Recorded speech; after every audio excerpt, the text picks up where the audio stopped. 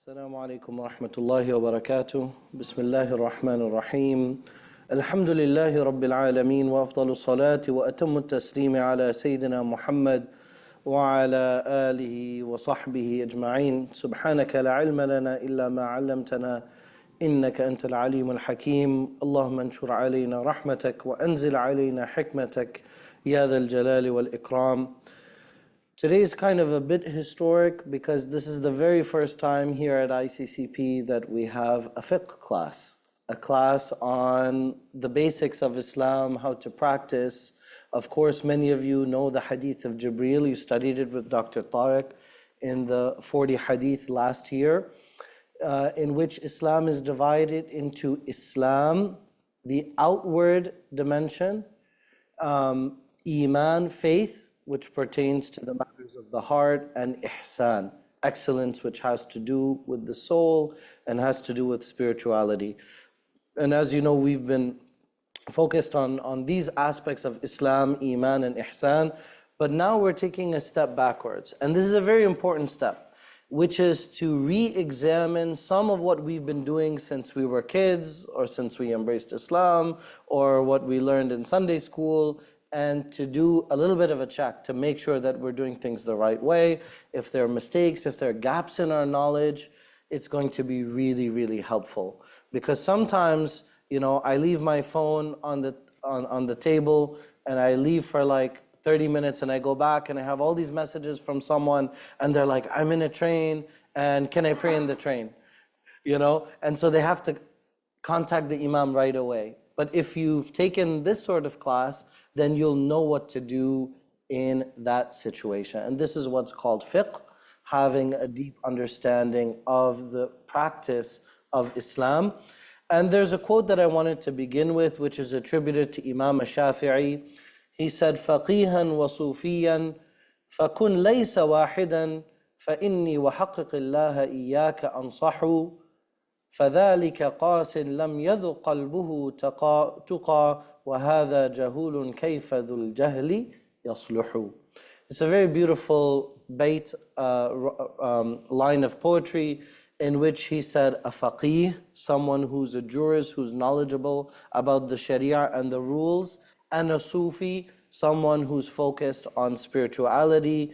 Don't just be one of them.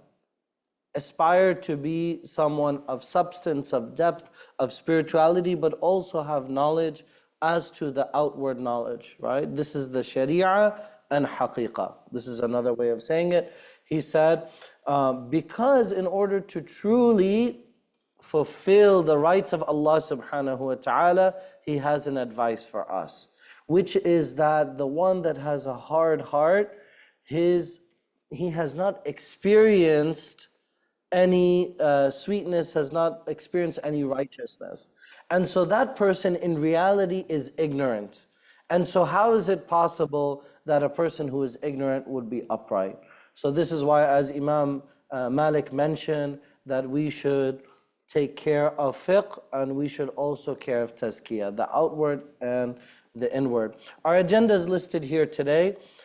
We are going to talk about water, because we need water for purification, istinja, purifying ourselves, wudu, ablution, ghusl, bathing ourselves. We're going to talk about impurities and removing them, tayammum, which we do in the place of wudu, and masul khuffain, which is the wiping of the socks. I left that for last in case there are questions about it. What we won't be speaking about is women's purification, and the reason for that is because I wanted to keep a special session for that, because sometimes you get very detailed situations and situations that come up, and we don't really have a class or a venue in order for those questions to be examined. So I thought it deserves its own special session, and inshallah we'll also, for the next session, for the Q&A, we will not be recording that, so that way people can ask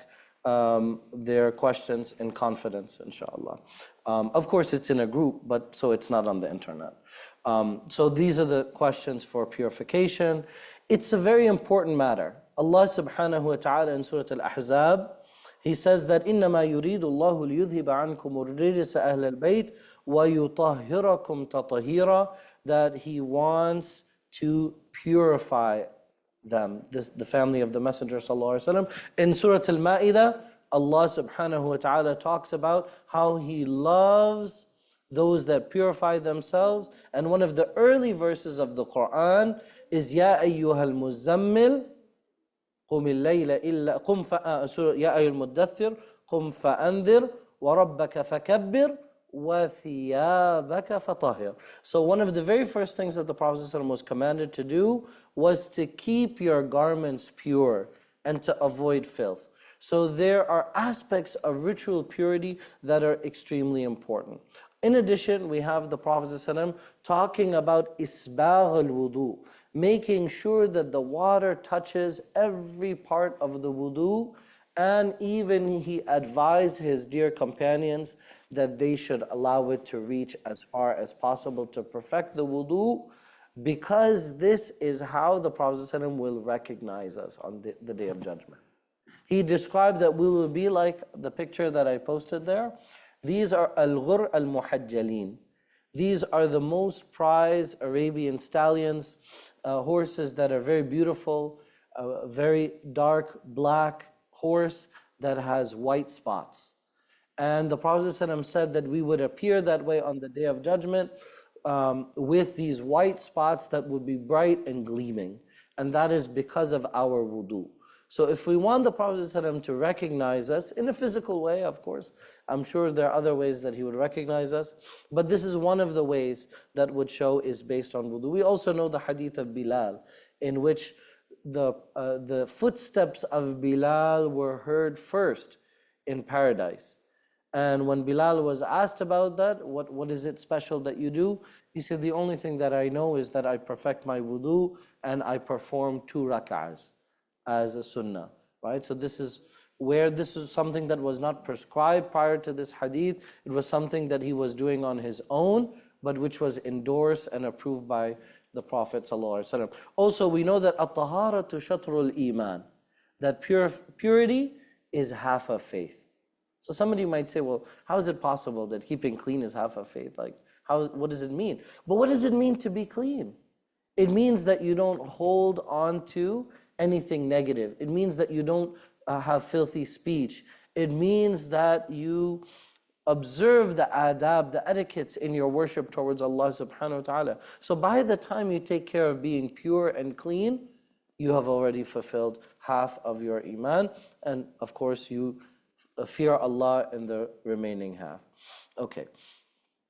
So let's talk about water. Water is tahirun wa mutahhir. Water is pure in and of itself, and it is also purifying. So everything that has to do with purity that we're talking about today centers around water. There are 7 types of water that constitute al-ma al-mutlaq. This is a general water that is purifying. It can anything that comes from the sky, whether it's rain or snow that then melts, even hail, if it melts, is included within water from the sky. If it's flowing water in the form of rivers, if it's groundwater, I have well water where I live, and because it's coming from an aquifer, so that is what, it's not considered still water. It's being purified through the earth, so it's considered well water, which is also pure. And then of course spring water. But we live in Maryland, there's no spring water that I know of, unless maybe if we go out west past Germantown, I think from there in Frederick, then you could find some spring water, which is also, if the water is compressed and it bursts out from the stone or from the earth, then this is also water which is generally pure. Okay. Now, if animals drink from it, that will very often, even if it is considered pure, it will not be mutahhir. It will not still be purifying. Now, I included the example of the cat because this is more common. Many of us have cats in our house. If a cat drinks from the water, it is still mutahhir because cats are considered to be clean animals, right? And they are not predatory animals. So as a result of that, it will still be pure and it will still be purifying, but it's disliked. It's better to use fresh water if it's available. The important thing that we must avoid is to use al-ma' al-musta'mal, water that has already been used. So you might say, well, I'm clean, I'm not that dirty, because when we think of dirt, we think of like mud or sand. But here you have used that water for wudu, so it's now been used. So it's not just about the an-najasa al-haqiqiyya. It's not just about the physical filth, but it's also used for purification of a hadath. You're in a state of hadath in which now you must perform the wudu. You can't use the water again. Now, if you have tree water, if you have juice, right? If it has been overwhelmed by something else, right? If you squeeze oranges and you want to use orange juice, I don't know why somebody would want to do that, that wouldn't be good. That wouldn't work because it won't be mutahhar because it doesn't have the property of that. But what about the Prophet ﷺ in the time of Hajj? There was someone who passed away and was buried as a shaheed, and the Prophet ﷺ said, wash him in water and in sidr, right? In the herbs with the plant, and then apply camphor and bury him, right? And by the way, inshallah, I hope Brother Riyal and I are talking about having a class on how to wash the bodies for men and also for women, and also how to do the takfeen, how to do the wrapping of the bodies. That will probably be in the spring, inshallah, a few months from now. But that's one of the examples that we have, which means that the water, even though it has sidr, even though if somebody introduces rose into the water, it's still water, it's still purifying. If someone adds soap, according to the most sound understandings, it is still going to be tahirun wa mutahhir. It is still going to be purifying, and you can use that. You can drink rose water. You might not want to. I mean, people use rose water for different things. If it's and the question of whether you should drink something or not, it's a scientific question. It's a medical question. It would not be within the domain of fiqh, right? So this will be outside of, I would not be the best person to ask. I would say do a test and send it to the lab. That's how you would find out what you should drink. Water is pure and purifying. So if it's overwhelmed by a solid and it's still flowing, then you can still use it. So if you add some leaves, if there's some leaves that fell into the water, it's fine, it hasn't been overwhelmed. If it's overwhelmed by a liquid and now the taste has changed, if the color has changed, if the smell has changed, now you cannot use it. This is the most famous rule from the rules of water, which is a liquid overwhelming the water. This is one which is important and falls into that. What if an impurity falls in a small quantity? If an impurity falls in a small quantity, it's no good anymore. So what's the definition of a small or big? For the Hanafis, and we're doing Hanafi and Shafi'i today, for the Ahnaf, if it's 10 dhira', 10 arm spans by 10 arm spans, then that's the threshold. For the Shafi'is, it's qullatayn.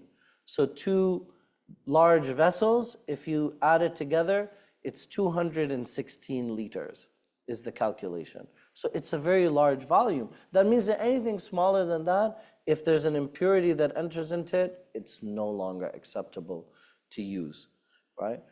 That doesn't mean that the whole thing is najasa, but what it means is that it cannot be purifying. You can't use that water to purify.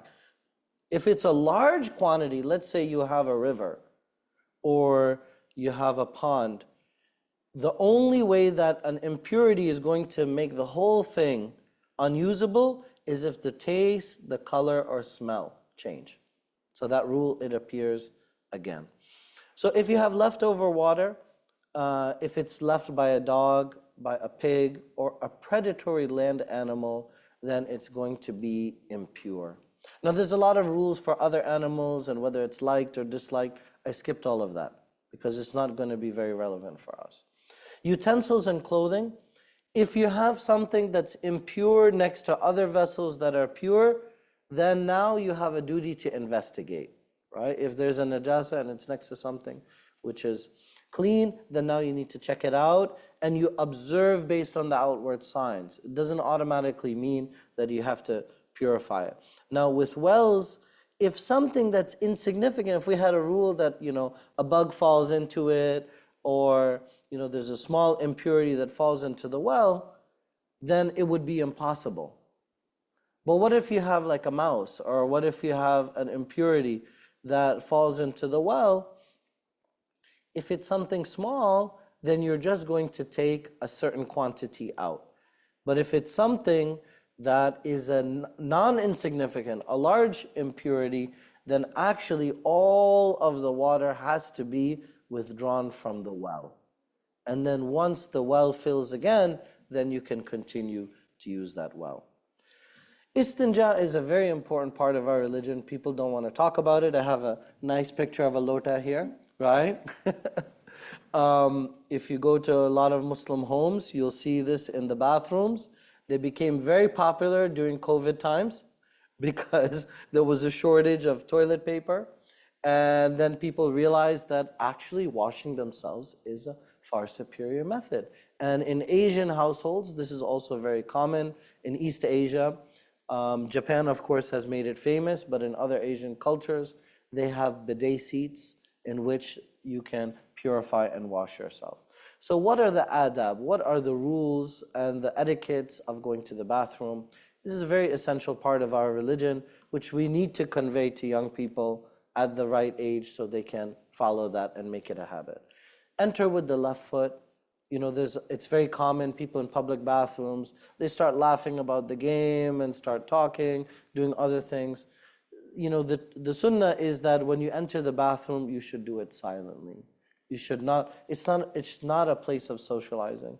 Enter with the left foot, do it quietly. Avoid facing the qibla. Dr. Tariq recently talked about this from the hadith, either from forwards or from the back. And it's not a fard, but it's a makruh tahrimi.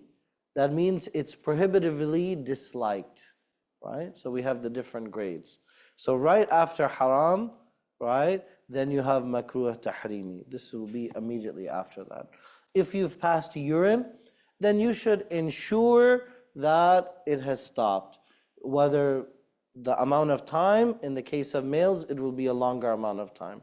In the case of females, a very short time, to ensure that there's no leakage. And in the case of males, physically, what the Prophet ﷺ told us to do is to physically ensure that there is no possibility of leakage. Now, if you're going to wash anyway, then you don't really have to do that, because you can just wash and that will ensure, or you can wash more than once and that will take care of it. Now, if the impurity exceeds the boundary of that area, then it's obligatory to clean, right? The immediate area. That means that's really in every case. That's going to be almost all the time, right? Now, the sunnah is to use a clean stone. And the question that comes up all the time is, what about toilet paper? Now, the problem, and then, this debate came up during COVID times, right? Paper, it works, but the problem with paper is it doesn't just remove things, it also spreads it. And so if you use only paper, then there's a danger that the istinja is not going to be completed properly. But if you use a combination of paper and then wash afterwards, then you will have satisfied the requirement of istinja. And I think this is what most of us are doing. If you can outfit your restrooms in the house, you can do it that way, or you can do it the old school way as well. You should go from front to rear in order to not spread impurity. With the men, you can then switch and then go back front to rear. For the ladies, of course, for safety and hygiene, it should only be in that one direction. And you use water to clean the area completely until you're satisfied that there's no impurity that's left behind. Okay, so that's istinja, removing the impurity. Let's talk about wudu, and I will try to show you the steps as well. The Prophet ﷺ, he said that he really wanted to encourage us to do wudu with every salah. That's how important it is. In another hadith, he said that if I did not fear to cause a hardship on my ummah, لَأَمَرْتُهُمْ بِالسِّوَاكِ. I would have commanded them that they should use their toothbrush at each and every prayer. That's how important purity is. And he said that no one maintains their wudu except for a believer. I highly, highly recommend everyone that every time your wudu is lost, you should immediately do another wudu. It's not required, you don't have to do it. But if you're constantly in a state of wudu, it will reduce the barriers to you praying. It will reduce the barrier to you reciting Quran. You'll be able to pick it up, put it down. So I would recommend everyone to do. Wudu is so easy if you stick to the fard. In Surah Al-Ma'idah, Allah subhanahu wa ta'ala mentions 4 things. This is essential for every Muslim to know. How many fard? 4. There are only 4 requirements to wudu. One is فَامْسَحُوا بِوُجُوهِكُمْ. Allah says to wipe the face. So what's the face? It goes from the forehead, right where the hairline is, to the chin. And from right and left, from the 2 earlobes. So that means al-wajh is everything that you face, right? When you face others, that's your face. So this circle is from the face. So you might have a beard here, but that portion of the beard is not part of the face. Your neck and your throat, that's not going to be part of the face. So if you've covered this, it should be the entirety of the face. Then we have the hands, and that can ilal marafiq, right? That means the hands and the arms all the way to the elbows. Now how many times is fard? Sunnah is 3, but the fard is only 1. The mandatory, the fard salah, this is important. What if you had some emergency? Let's say you came out of surgery, you're a physician, and you see that the sun is about to set. In that scenario, it would be sinful for you, I mean Allah I'm sure will excuse people, but it would be sinful for you knowingly to do a perfect wudu with all of the sunan and all of the adab because the time is ending. So we should be knowledgeable enough that we would do the minimum necessary for the wudu, right? And that means to do it only 1 time. And then the hands, and then the feet to the ankles, right? And then the head, ru'usikum. Now, the ruling according to the Hanafis is less than the others, which is that you only need to do 1/4, 25% of the head has to become wet. Why only 25%? Because the Messenger ﷺ in one case, he had a turban that completely covered his neck and was wrapped around him, and he poured water over the turban. Now some people took a ruling literally from that, and they said it means that you can wipe over a turban, which is like the wiping of the khuf. Others, like the Hanafis, they said no, it means there was a hardship in removing the turban. Like some of our sisters, for example, they might have a situation in life where they're in a public area and there's no private area for them to perform the wudu. And this information can be very helpful to them, that it would be permissible, it would not be the best practice, but it would be permissible to take water and to pour it over in a sufficient quantity that 25% of the head became wet and got water. And because the Prophet ﷺ did that, this is what the interpretation is, that the entirety of the head does not have to be washed. You can also wipe over curls, right, and braids. And this is also, so somebody that has braids, this is for ladies, right? For the men, they're required to open it and to remove it, and they would be able to do that and perform their wudu that way. Now the sunnah, many of you know, you start with your hands. You wash them 3 times. The sunnah is to interlace your fingers to make sure that the water reaches inside. Then you do the tasmiyah, basmala, Bismillahir Rahmanir Rahim. You can say Subhanallah, Alhamdulillah, or something else, but the best thing is to say Bismillah. Then, if you like, you can do the siwak, or you can delay brushing your teeth until right before the salah. Both are fine. Then you rinse your mouth 3 times. So you cup the water, drink it in, gargle, and spit it out. 1, 2, 3. Then you take water with the right and you take it into your nose, and then with the left, you remove that water. Then you take water, inhale it in, then out. And you don't have to, some people I see sometimes making wudu, and they are like exhausting themselves, they're almost hurting themselves.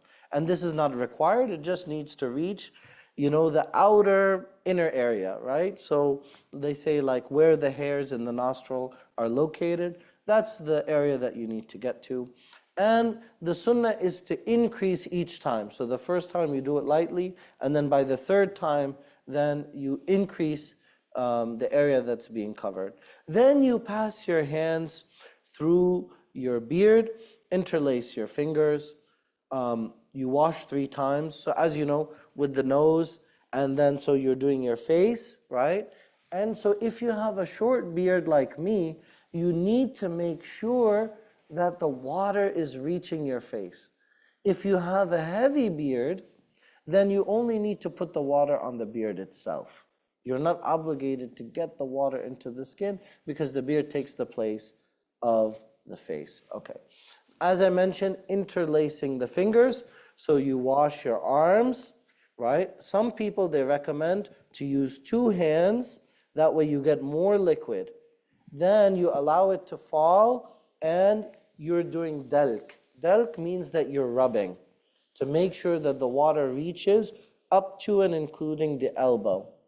And you do it 3 times, the right and then the left. Then you wipe the entire head. For the ahnaf, you wipe the head 1 time. For those following Imam al-Shafi'i, you should do it 3 times, okay? This is based on a hadith. There's a hadith of the Prophet ﷺ, this is from Anas, who of course spent a lot of time with the Prophet ﷺ, so he said that he only did it once. The Shafi'is, they're following the general rule, right? So both are strong opinions to follow. You can wipe your ears. For the Shafi'is, you'll use new water. For the Ahnaf, so you'll wipe your head, and then you'll wipe your neck, and you'll take your little finger and you can, wipe your ears using your little finger. You can rub your limbs with the water. This dalk that I'm talking about rubbing, according to the Malikis, is mandatory. It's obligatory as part of the wudu, right? So I know in our community we have a lot of Malikis, so pay attention to that. For the others, they said it is recommended. It is a sunnah, but it's not required. The order, this is another question. Sometimes we get a question, people go swimming, and they say, have I performed the wudu? According to the ruling of Imam Abu Hanifa, yes. According to Imam al-Shafi'i, no. The reason is, you have not done it in succession, but you have covered all of the fard areas. But you are missing many of the sunnahs, including that you did not do it in succession, and also you did not gargle and you did not wash your nose. So that's missing. So some people recommend that if you've gone swimming or you've taken a shower but you didn't do the proper ghusl, then you can just add a gargle, washing your nose and your mouth. And that would be a partial sunnah kind of wudu. And you have to judge the situation, right? Maybe you took a shower in the morning and you get to the office and you don't want to have to go in the office and make wudu. So it would be understandable, even though you didn't do the perfect wudu, but you did the one that meets the requirements, so you'll go ahead and pray because you're in the office. But when you're home, you might want to refresh your tajdeed al-wudu. You might want to refresh it even though you've met the minimum requirements. So with knowledge, you're able to make informed decisions. The intention for the Ahnaf is that it's a sunnah. Why? This is a big debate within the fiqh. They said because, and for the Shafi'is it's mandatory. The reason they said is water is purifying in and of itself. So according to that, Imam Abu Hanifa says whether you have the intention or you don't have the intention, water is going to clean you. But if you have tayammum, do you need intention? Why? This, I want to see if you guys are. So wudu, you don't need to have intention according to Imam Hanifa because water cleans. But tayammum, you need to have the intention. Why? Right, so some parts are missing, right? But tayammum, what is tayammum? What do we use with tayammum? We're using dirt. So we're dirty and we're using dirt to clean ourselves. Everybody with me? So now that we're dirty, we're going to use dirt. So, yeah, of course, it's clean dirt and dirt is purifying. But the dirt itself is not purifying like water. So only because of our intention, it can be purifying. So if you have dirt plus intention, purification. Dirt without intention is just dirt. Otherwise, tayammum doesn't make sense. Tayammum only makes sense with the intention. This is according to Imam Hanifa. Imam Shafi, he says that it is an act of worship. And so for the Shafis, every act of worship must have an intention. Right? So both viewpoints are very strong. Okay? We're not going to debate madhabs here. The chronological order, right? It's a sunnah, and for the others it's obligatory. Begin with the right side, this is the sunnah, and begin with the tips. So when you're doing your hands, you begin with the tips of your fingers. Similarly with your toes, when you wash your feet, you begin with your toes. You should begin with the front. So when you wash your head, you begin with the front of your head, and you should wipe the neck. Okay? So you don't have to wash it. Well, according to Dr. Tariq and myself, we're on the same page on this issue. We highly recommend that everyone should follow one madhab. Now, somebody would say, well, the Prophet ﷺ never said that we have to do that. Now, the reason that we highly recommend a person to do that is because if you're not following a madhab, whether you know or you don't know, in fact, you're just following random stuff. Because how would you know what to, people said, well, I will follow what I think is right, right? And the reality is that most of us, I mean, even what we're discussing today is the beginner level. There's intermediate, which is probably the level that I've studied, and then there's advanced fiqh, which is the level that Dr. Tariq has studied, right? In becoming a mufti, in studying ifta, which was not my area of expertise, so I never went into that. The advanced fiqh. So a person who's just a regular Muslim, how on earth would they be able to synthesize, distinguish which opinion is right and which one is wrong? So that person has to follow someone else. That's called taqleed. So we recommend a person, and it's not limited to these four. If you want to follow Imam al-Awza'i, go ahead. If you want to follow Imam Layth, go ahead. Ibn Hazm. You can follow all of these people, but we won't recommend it because these four are the best. These four have schools that have been accepted by the entire ummah, and people say, well, I have the sheikh that's on YouTube and I like what he's saying. I said, it's fine, but is that person a mujtahid? Is that person able to synthesize rulings? Chances are no. And what is that person compared to Imam Malik, who was in the time of the third generation from the Prophet ﷺ and staying in Medina? And look at the piety of Imam Malik. Who can compare with that? So to me, to not follow a madhab, it's not mandatory, but it's completely illogical. And you are very susceptible to making a lot of mistakes. So perfecting wudu, the water should reach everywhere. If there's something that caused the impurity, so for example, blood for the ahnaf is going to break the wudu if it is sa'il. If it is flowing, then it's going to break the wudu. So you have to wait until the blood stops flowing. Otherwise, if you wash yourself, then the issue is still happening, right? Similarly, if you are in the bathroom and you kind of rush to start your wudu and you haven't completed, so now you're going to have to just do it all over again. One has to remove the dirt that prevents the water from their body, that's logical. But you also have to remove nail polish. And I put a photo here of halal nail polish, okay? This is a huge industry, right? Because there's a big demand from our ladies. They want to have what's called breathable nail polish. Now, some people are very tough on this. A lot of the imams, they said it's breathable, it's water permeable, but the water has to sit there for like an hour or 2 hours before it really penetrates and reaches the nail. I think this is a very difficult, and it creates a hardship for the women that want to use nail polish. So if it is breathable, what I would recommend to you is use the Muslim manufactured breathable nail polish, not the one that you find in the stores. The reason is the ones that have been produced for Muslims, they have tested it for wudu.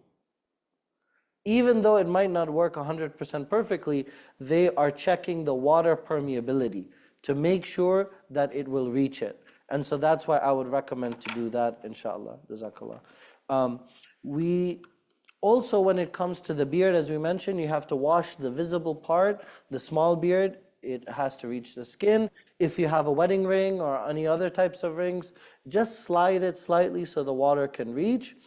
And if you have any injuries, this is very important, because sometimes people, because they don't know the rules of fiqh, they might create a hardship. If you have an injury, just pass water over the bandage.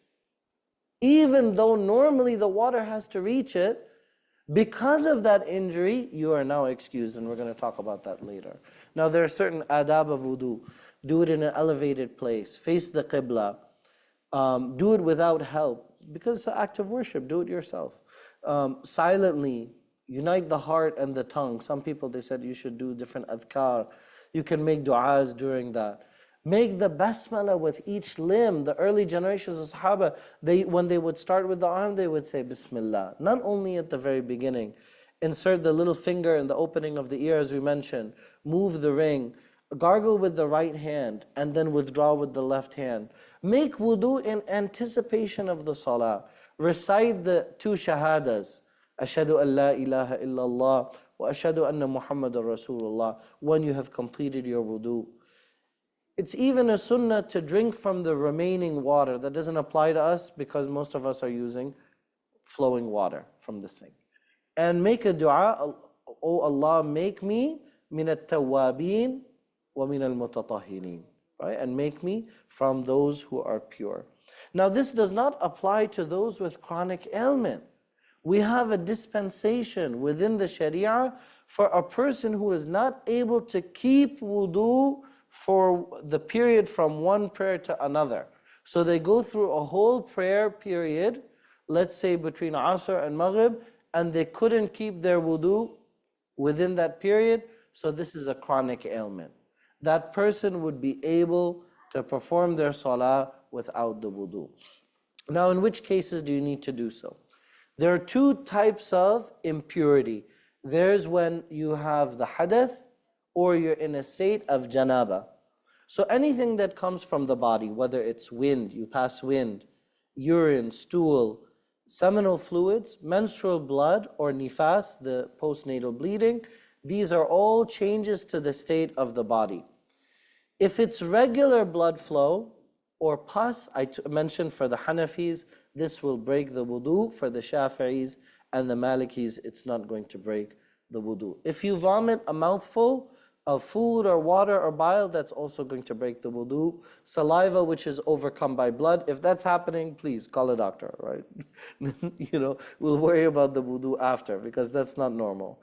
To sleep with this is a difference of opinion. For the Ahnaf, if you're sleeping like this, sitting, if I'm like this, and on a chair, it happens sometimes. People are, right? If I'm not exciting enough, so somebody is listening in the class and then they fall asleep, right? If you doze off, you don't need to renew your wudu, according to Imam Hanifa, because your rear was firmly on the ground.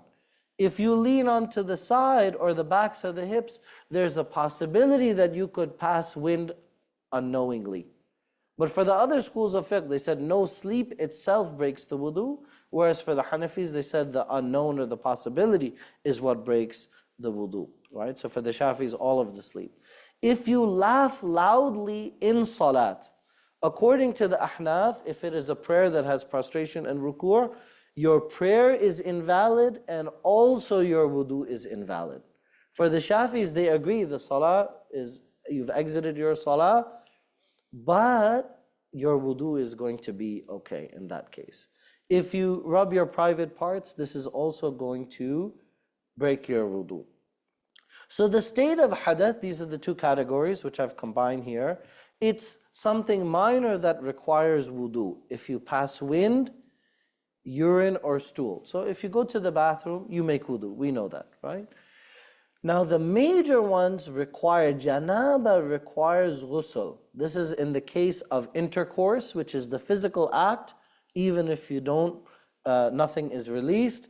If there's a release of those fluids, menstruation and postnatal bleeding, all of this puts a person in the state of janaba, and they must perform the ghusl before they can do the required acts, or salah, for example. So there are things that don't break wudu. Non-flowing blood, for the Shafis, all blood would not break the wudu. We have to talk about the famous situation in the ayah in Surah Al-Ma'idah. It says, أَوْ لَامَسْتُمُ النِّسَاءَ. Right? If you translate it literally, means if you touch a woman. But there's lams and there's mulamasa. Lamasa, lamsan, or lamasa, mulamasa. So Allah subhanahu wa ta'ala added an extra alif. He said, أَوْ لَامَسْتُمُ النِّسَاءَ. So according to, we have the hadith of Aisha radiallahu anha, that the Prophet ﷺ touched his wives and he would kiss them and he would perform the salah with the same wudu. Imam al-Shafi'i is the only one that differed, and he said no, that you must renew your wudu, make a new wudu. Within the Shafi'i school, there are some who have taken the opinion that it is only the one that touches, it's not the one who is touched. But I would respectfully submit that most of the other scholars, including the Hanafis, they said touching a woman does not break the salah. It creates a great hardship also for people. Every time they touch their spouse, they have to make a new wudu. And this is, and this was not practiced by most of the early generations, but it's based on the reading of the ayah. So I would suggest that lamastumun nisa doesn't mean any casual touching. It means much more than that. Okay, if you're sleeping in prayer, so let's say someone falls asleep. It could happen in Taraweeh. It's not going to happen at ICCP, right? But sometimes the Imam is, kind of singing you a lullaby, so you might fall asleep, right? In Salatul Taraweeh. If that happens, your wudu is not broken. You can continue in the salah. Why is that? This is according to the Hanafi opinion, because you have not relaxed from your position. Because you're in the position of salah. So if somebody falls down or goes to the side, then their wudu will be broken. Because that person, the main issue is, what if you have lost your wudu? There's no possibility that you have lost your wudu. Then what you need to do is the ghusl. Every part of the body has to be washed. The mouth, the nostril, the entire body once. Imam Shafi'i, he said the inner parts are from the sunnah, right? It's not from the fard. But for the ahnaf, it is required to do so.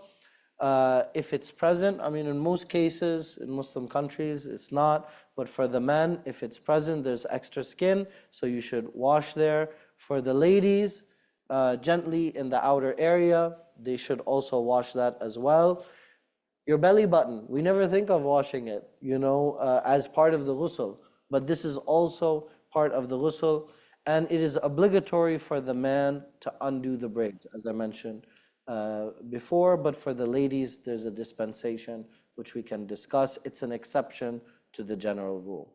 Okay, the sunan of ghusl, start with the basmala, make the intention, wash hands to the wrists, wash away all the impurities. This is important. For the ghusl, you wash your private parts, your impurities and then your private parts before you do everything else. Right? Because you don't want to wash your whole body and then wash your private parts at the end. Right? Because now there's a possibility that the body that you just cleaned is going to be unclean now. The sunnah ghusl, which is not required, which is not necessary, but I would recommend to do, is to do wudu. The full wudu that you do, but you can delay the feet to the end. pour your entire body 3 times, or you can submerge yourself in a large quantity. You can go in a tub, or you can take a shower with running water. All of these will satisfy the requirement of ghusl. Start with your head, then go to your right shoulder, then go to your left shoulder. Dalk rubbing is sunnah, and having successive washes one after another. We have to do ghusl on Fridays. I mean, this is the sunnah. We should do it as a sunnah on Eid. Also, it's a sunnah when we put on the ihram. We all did that when we went for the Umrah trip. And on the day of Arafah. I know Hajj is only 1 month away. So on the day of Arafah, after you finish the other things, so you should also take a ghusl at that time. Now, some unlawful acts, what are the things you can't do when you're impure? If you're in a state of janaba, major impurity, you cannot pray. You cannot recite Quran. This is the one that people don't know about. You cannot touch the Quran without a covering. So you can take some kind of cloth and then you can move the Quran if it's necessary. You can not enter the masjid except for mururan. So let's say you need to go to the masjid for a meeting or you need to drop off something. You can enter the masjid, but you should not stay in the masjid. Right? Actually, it's better not to come at all, but you can if you have a purpose that you need to do, or to make tawaf. Now, a hadath, like going to the bathroom, you cannot pray, you cannot make tawaf because tawaf is like prayer, or touch the Quran without covering. I'm going to get into more details, especially for the ladies next week, because this is a very important issue. You know, like also we're in a masjid, so sometimes what about Sunday school? What about activities in the masjid? What about Eid prayer? A lot of people don't know. The Prophet ﷺ recommended that all of the women, including those on their period, they should come on the day of Eid. But a lot of people don't know. So sometimes they don't come because they think they shouldn't. So we need to give this knowledge. Okay, some impurities: urine, feces, menstrual blood, dog salivas. These are the common ones. These are all najasa, impurity. So it depends on the size. For the Ahnaf, it's simple. There's a formula based on the size of a dirham. Other people would say, well, where did you come up? That hadith is weak. But actually, he didn't base it on the weak hadith with the dirham. He based it on another hadith about using the restroom. And he said, out of politeness, he described it as the size of a dirham, right? Even though that's based on analogy. Also, the place that it's found and how to clean it. Normally, you just have to do it one time. You do a normal cleaning. So you understand that physically it has been removed. If it's something that's invisible, then you do it 3 times. Don't exhaust yourself. Don't have OCD, like what if there's something? Don't based on imagination. For shoes, you can just rub it into the ground and that will purify it. And when something is chemically isolated, it's considered pure.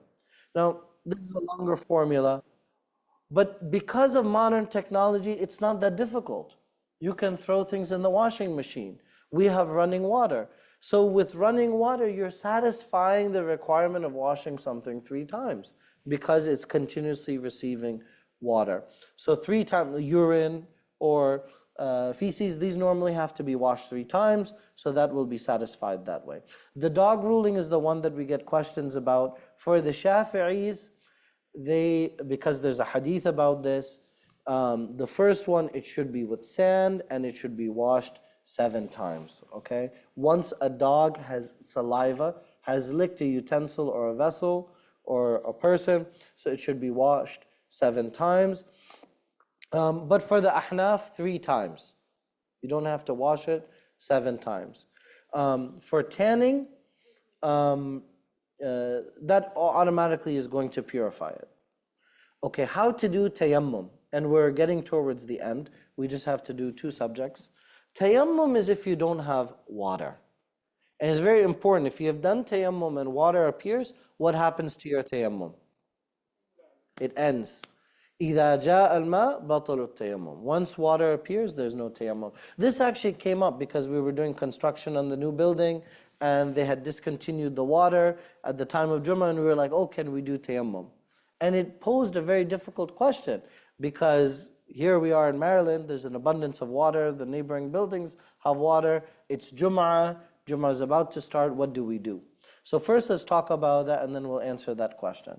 So we do this when there's no water available or there's an inability to use the water because of a medical condition. What if you have a bad injury? What if you just went through an invasive surgery and there's a high possibility of infection?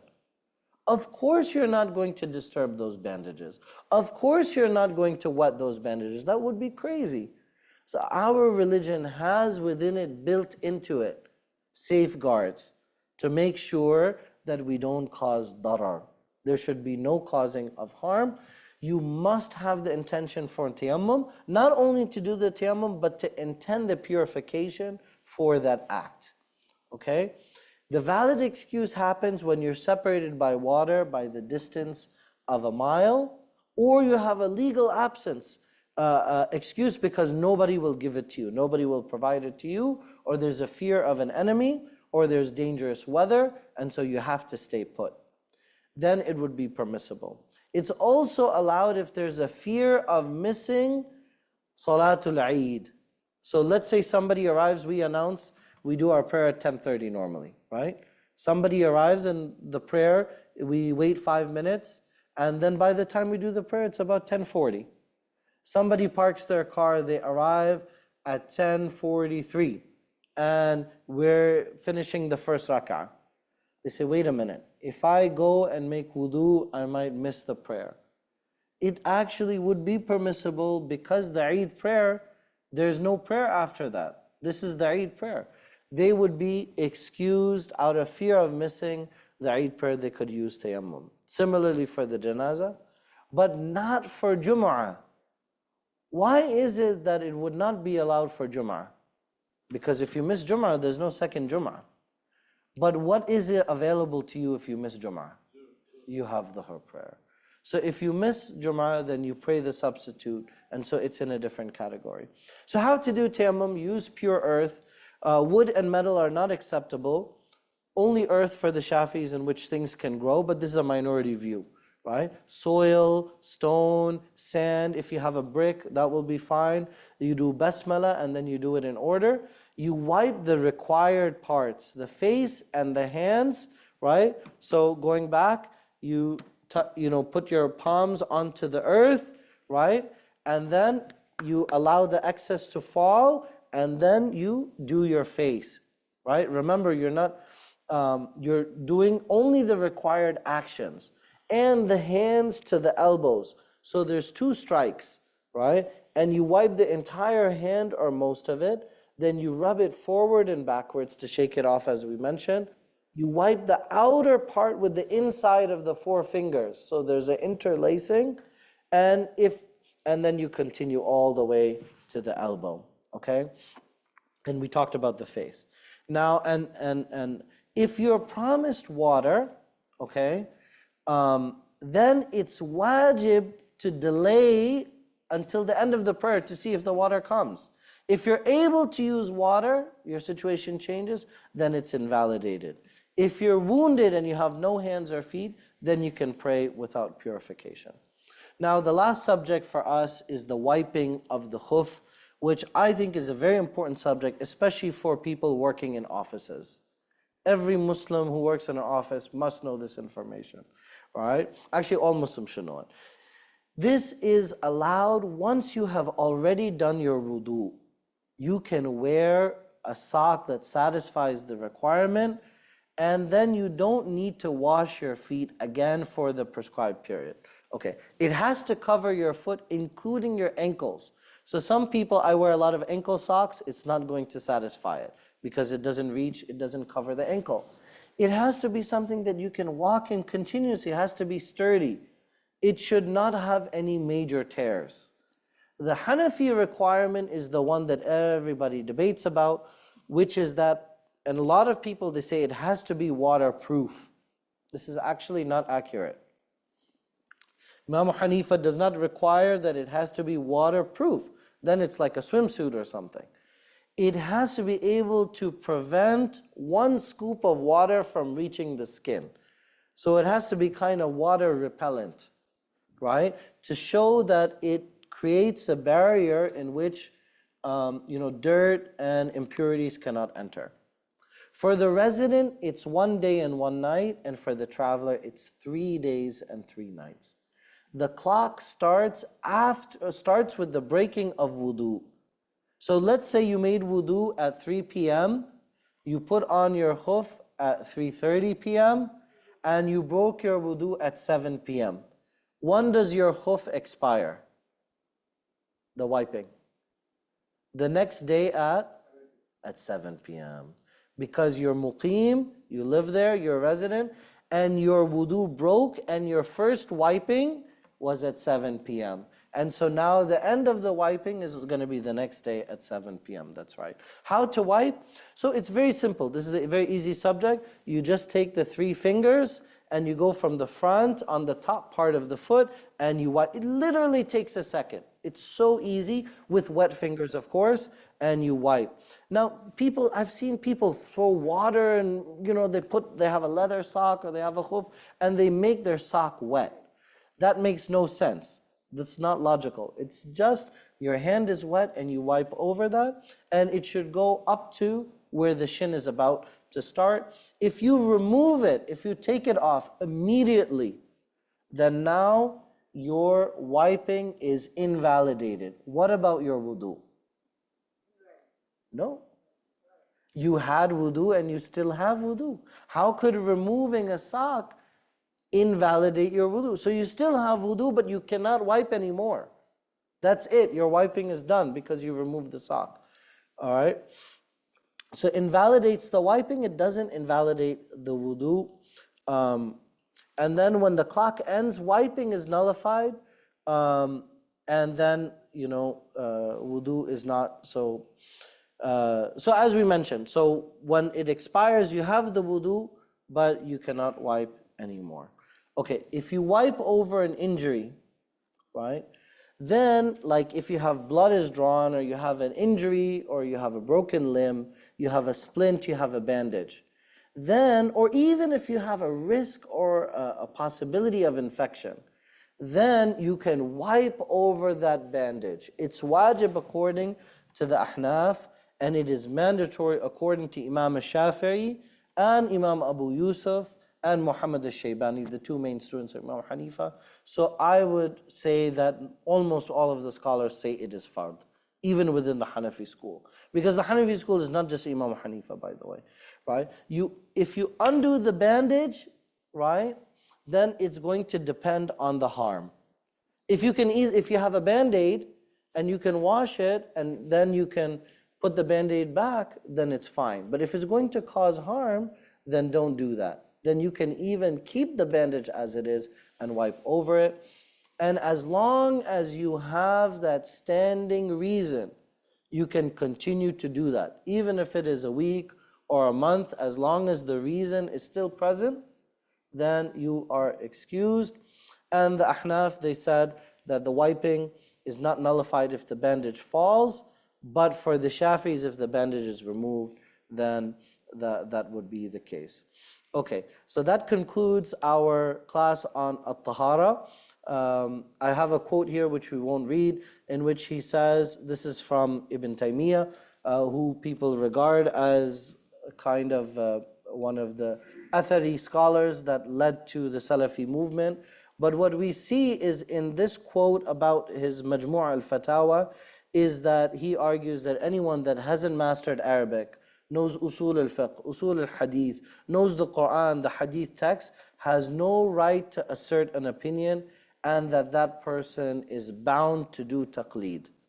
You have to follow somebody else, and this is why the knowledge of fiqh and what to do is so essential and important. We have 3 more sessions. The next one is for the women. That's going to be on May 15th at 7 p.m., not 7:30. I'm sorry, that was before we changed it. And then prayer, we're going to talk about how to perform the salah on the 22nd, and then dua, including istikhara. We're going to teach that on May 29th. Jazakumullah khairan. We can take a few minutes of questions, and then we'll pray Salat al-Maghrib. Sure, I'll open it up.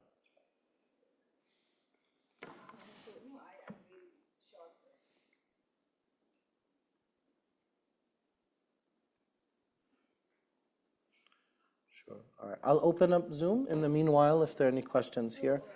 I have two questions. Number one is that about the nail. Which company is it that it makes the nail polish through which the water penetrates and your nails are becoming wet? So there are so many companies. There must be at least 20, 30 companies that are there. Most of them, they said they're available But on how Amazon. water penetrates that your nails are becoming wet? So here's the thing. Breathable nail polish has become popular even among non-Muslims. And so breathable nail polish technically is Islamically okay. But the problem is with breathable, you have to leave the water there for a long time for the water to actually penetrate and to reach the nail. So I would recommend order online. Instead of going to the store and purchasing the breathable one, go for the one which is water permeable, which is a little bit more. And the brands I don't know, I'm sorry. Right. But I'm sure maybe some of the sisters, my wife will give you the list, I'm sure she knows. So the other question is about tayammum. That how is it comparable that it becomes this dirt and dirt purifies that it is comparable to the water and also to the private parts we are using this dirt? So we're not using the dirt in the private parts. The tayammum is for wudu, right? So it's not like for the janaba. You're not washing in dirt, right? So you're not washing what your about body. the private parts about this wudu when you have But to not go in dirt. We're washing only with water. No, water is not available. You have to go for tayammum. No, but this is the tayammum is a substitute for wudu. It's not a substitute for ghusl. Yeah. So that time we have not to use anything, water or tayammum, and it is not available. Water is not available. We have not to use earth, this dirt for. So if somebody is in a state they need to do a ghusl, is that the question? What they should do? What they should do? What they should do if they're in a state of janaba? I mean, I think they should find water. That is the correct opinion because. I mean, it would be very rare for a person not to have any access to water. But tayammum is different because there might be situations in which, so there's a hybrid. Because let's say the person is unable to do a full ghusl because of an injury, as we mentioned. So they will do the ghusl, but then they'll wipe over the portion that they have the injury. Right? So that because the body is bigger, so then they would wash all of the body except for the one part and they would wipe over that. But to do tayammum for the whole body because you don't have water, there's no such thing like that. Yeah. Thank you. Yeah, jazakallah. Sometimes we make wudu in the sink and we collect the water that's falling from, then you cannot wash your feet with that, right? But the one that... Yes, this is a very important rule, especially for traditional countries in which they have like a bowl or they use that for wudu. You cannot use used wudu water for wudu. So if it is within the same wudu, if you have used it to wash, you have to use fresh water. You cannot use that used water, even though it's your foot, you cannot use that used water. Yeah, that's correct. Okay, there's a question here. Why do men have to undo their braids during wudu while men don't have to? If a man has curly, coarser texture of hair that's easier to maintain in braids, do they still have to undo them for the wudu to be valid? This was my mistake. When I was speaking quickly, men have to undo their braids for ghusl. They don't need to undo their braids for wudu.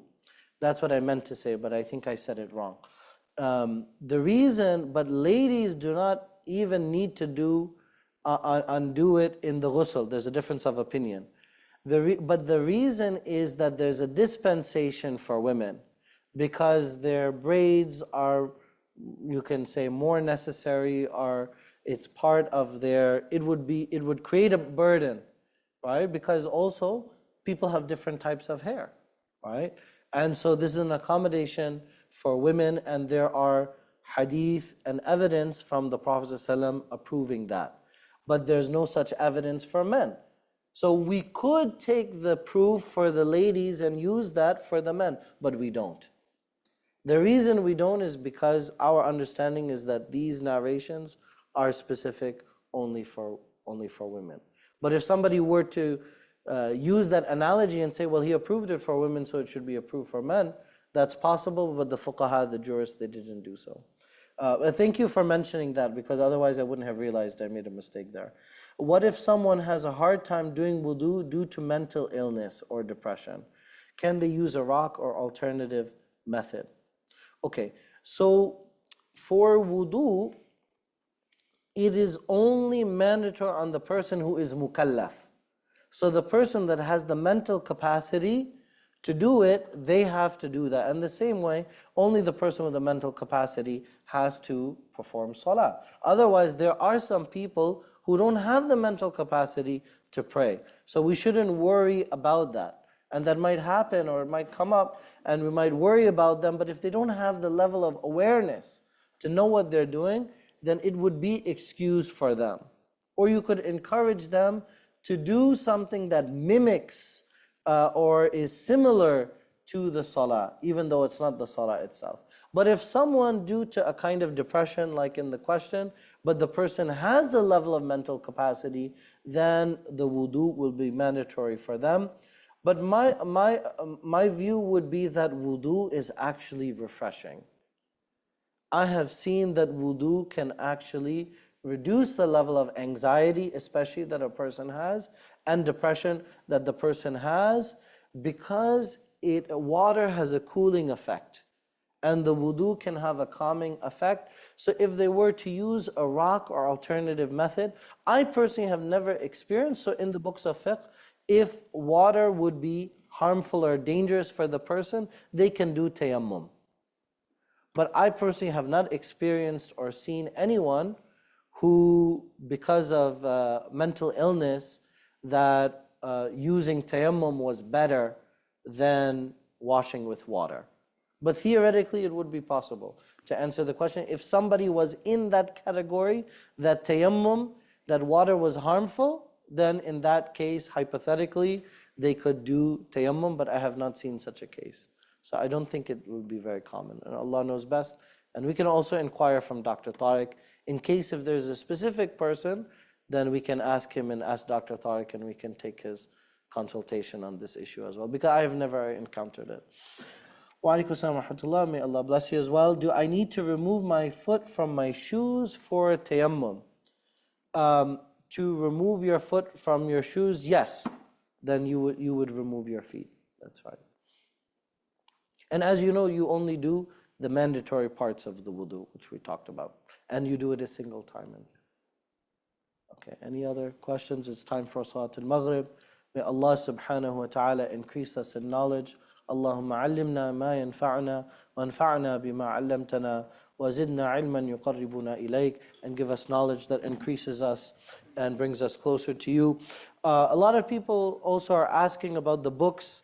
So I brought some books from my library. So the book that we're relying on for the Hanafi view, there's a Mukhtasar al-Quduri, which is translated into English. It's known as Quduri, his summary. And also there's a book called Nur al-Idah. This is the commentary of that, which is Maraqi al-Falah. This is also available in English. I have the PDFs if anybody wants, or you can Google it and find it. And these are Hanafi books. For the Shafi'is, we have in the library Reliance of the Traveler. I would recommend that, which was translated 20 years ago. There's another book, Abu Shuja'a's. This is also a Shafi'i book. For the Hanafi, we also Al-Ikhtiyar. One of the new genres nowadays is they have created books in which they will list all 4 madhabs. So you can quickly look at the issue and they will mention what all the different madhab have done. And the Muwatta, the nice thing about Imam Malik's view is because we have the Muwatta, it's not a mystery. Most of the time we know what Imam Malik's viewpoint is. And there's also a beautiful lecture series by Sheikh Saeed al-Kamali on the Muwatta. it's like, I don't know, it's over 100 or 200 episodes. But it's very beautiful. So I would recommend people that are more interested, they can check that out, inshallah. Wassalamu alaikum wa rahmatullahi wa barakatuh.